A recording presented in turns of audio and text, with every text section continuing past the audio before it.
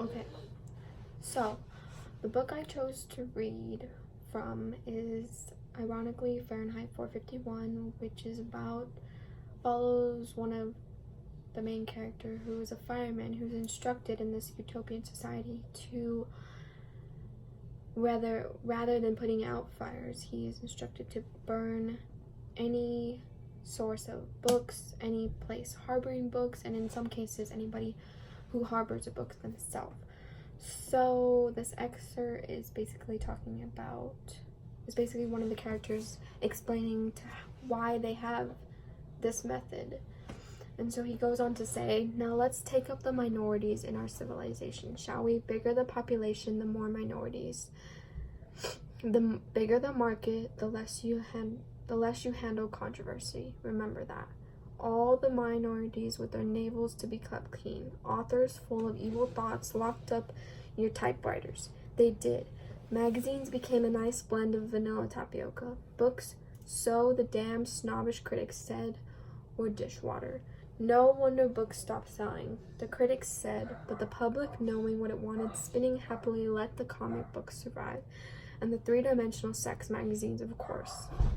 Yes, but what about firemen then? Asked Montag. What more easily explained and natural. With school turning out more runners, jumpers, racers, tinkerers, grabbers, snatchers, flyers, and swimmers, instead of examiners, critics, knowers, and imaginative creators. The word intellectual, of course, became the swear word it deserved to be.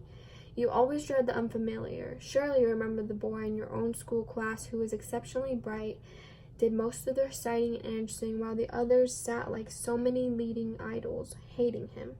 And wasn't it this bright boy you selected for beating and tortures after class? Of course it was. We must all be alike, not everyone born free and equal, as the Constitution says, but everyone made equal, each man the image of every other. Then all are happy. For there are no mountains to make them cower, to judge themselves again. So a book is a loaded gun in the house next door. Burn it. Take the shot from the weapon. Breach men's mind. Who knows who might be the target of a well-read man? And so when houses were finally fireproofed completely all over the world, there were no longer need of firemen for the old purposes. They were given the new job as custodians of our peace of mind, the focus of our understandable and rightful dread of being inferior.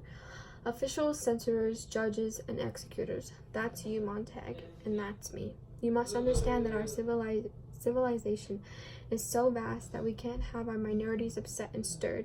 Ask yourself, what do we want in this country? Above all, people want to be happy. Isn't that right? Colored people don't like little black Sambo. Burn it. White people don't feel good about Uncle Tom's Cabin. Burn it. Someone's written a book on tobacco and cancer of the lungs. The cigarette people are weeping. Burn the book. Serenity, Montag. Peace, Montag. Take your fight outside.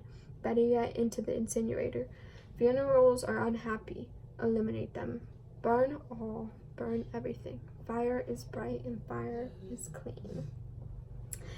And so, after Ray Bradbury wrote this book, he eventually called the Los Angeles Fire Department and asked them at what temperature did paper burn, which was obviously Fahrenheit 451, and that was the title.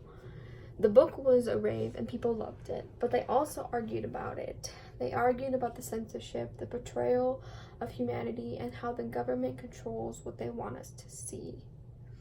Even more ironically, this book was censored in some high schools as it went against popular opinion, and so many parents were upset. And as this excerpt exclaims, many people don't like being different. They don't like being inferior. They fight for equality. So what's more reasonable than to burn things that go against opinions? But that's just it. This book is fiction. It's fiction, and fiction is a made-up story that tells us the unheartening truth. It's brutal. But that's pretty much it, honestly.